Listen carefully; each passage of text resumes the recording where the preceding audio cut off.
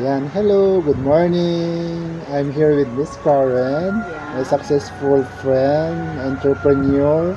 Uh, she will discuss yung paano siya nagsimula from her business. So, Miss Karen, hello. Hello. Yes. Kumusta? So, uh, ito lang naman is medyo ano lang, mga simple questions lang on how you become successful. So, Okay. first Success. question, Miss Karen, is what are your reasons for engaging in this business? Oh, it's in the family kami. Kasi, and before I want to try to engage it sa mga, to work outside sana.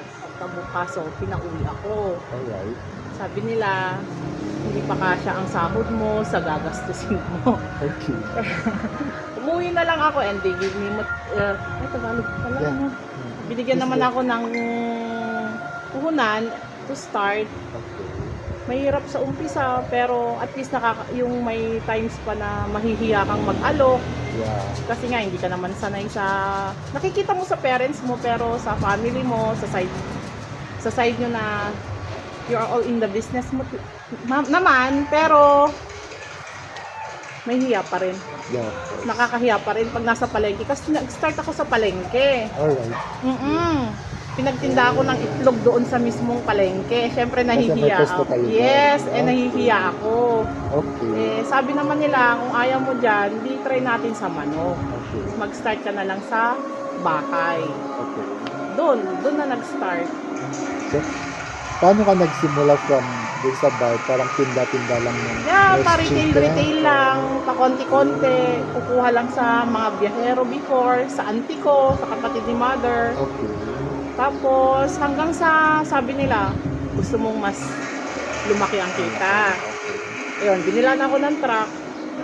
Yun, doon na nag-start. Also, basically talaga is with the support of your parents. Kasi, di ba, I still remember nung high school tayo, parang may maliit pa kayong tindahan. Yes, Tindahan. meron. Okay, so, yung idea na yun is talagang From nag-start them. talaga. Yeah. Sa parents, sa family, hindi sa akin.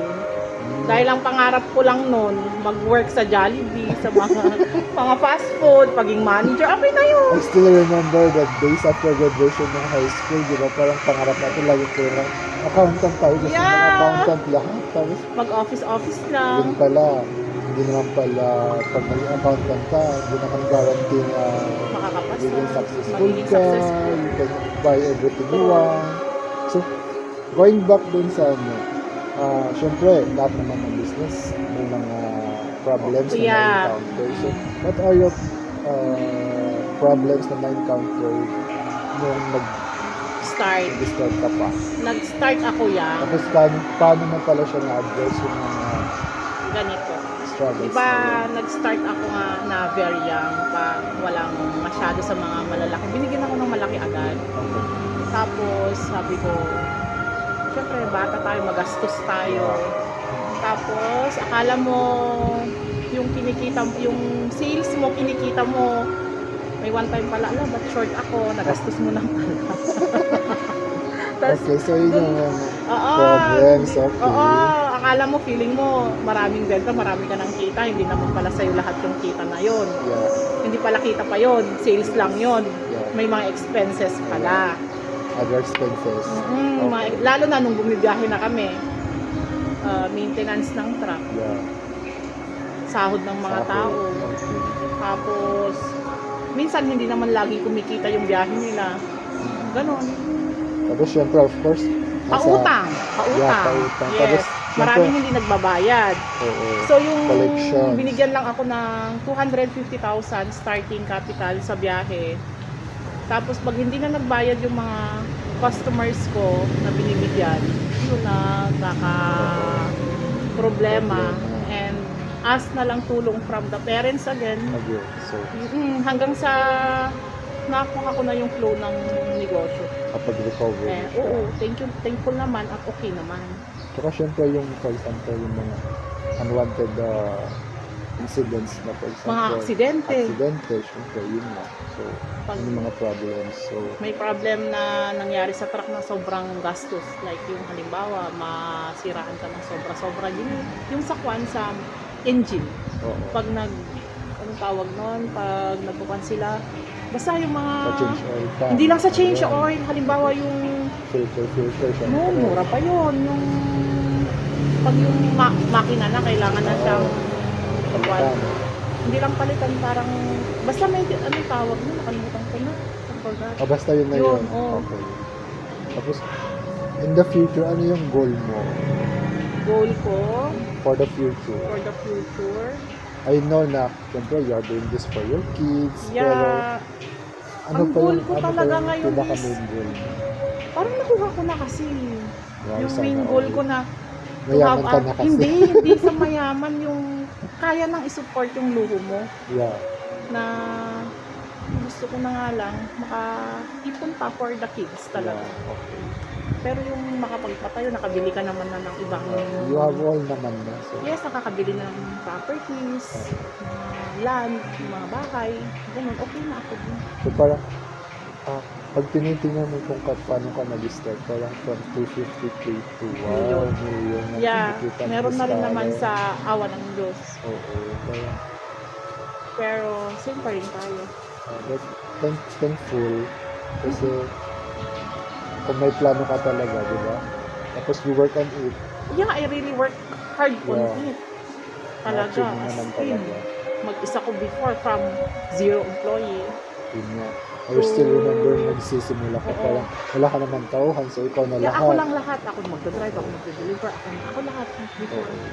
Nung wala pa akong sariling sasakyan. Pero nung marami ng sariling truck. Pero nung nagkaroon na, syempre, I started with 5 na tao, 2 driver, isang ahente, 2 parinante. Tsaka driver ko yung asawa ko naman. Oo. Tapos, dito sa bahay, kami lang ni mother. And naging, ilan na sila ngayon? Nasa 7 na sila. Tsaka, dumadami naman na yung stock. Hindi kagaya nung nasa Cals lang, ngayon nasa Bicol, sa broilers na. Okay. Naging medyo nagpuan naman. So, wala kang plans na mag-going to mga baboy or Ano na? sa babuyan? Meron, kung meron lang sanang maluwang na lote. Lote. Yeah, Kasi kailangan ng medyo why malaki. not? Kasi outside sa mga kabahayan. Yun Sana. nga. Kasi Kailangan Diba, ng malaki baba? ng renta or parang parang maliit lang na farm. Ganun. okay. Kasi sa akin naman kasi ang ini-invest ko is more yun sa properties, mga paupahan. Oo, yeah. Yun ang hilig ko. Hindi ako Kasama. mahilig sa... At least, may kahit i-stop mo na yung manukan mo, you have the ilang story yung building mo? Or Or ilang kwarto yan? Ilang rooms? 11. 11. So, if you complete mo sabi mo, 10 times 5 kyaw a month. So, Meron na rin. so 40,000 a month. That's too Meron na rin much. sa Taytay. Oh, 30k monthly. wow. So, Okay. grabe talaga yun.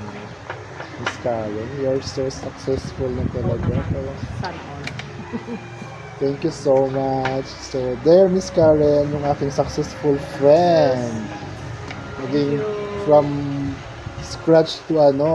milyones. I-tutur ko kayo later dun sa kanyang apartment tapos yung manukan niya dito. Sipag Yung- at sagala. Yung pinagkukuhanan nila kasi sa mga manok, different places from Yeah. Laguna, South, North, north sa south, Laguna, Laguna. then Cavite meron. Yan, meron. Tarlac, Batangas. Yun. So, Ngayon, nasa ayun Pangasinan. guys, that's all for today. Thank you Thank so you. much. Thank you, Miss Karen. Okay. Here's the manukan of Miss Karen. Here. Ayan,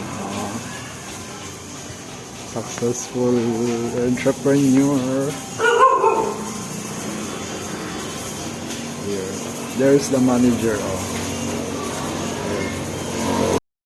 Tapos meron pa dito. Here.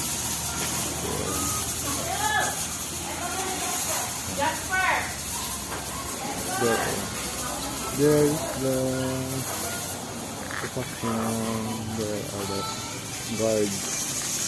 There's other business of Skala. Ada paupahan. Kaya ada paupahan. Yes.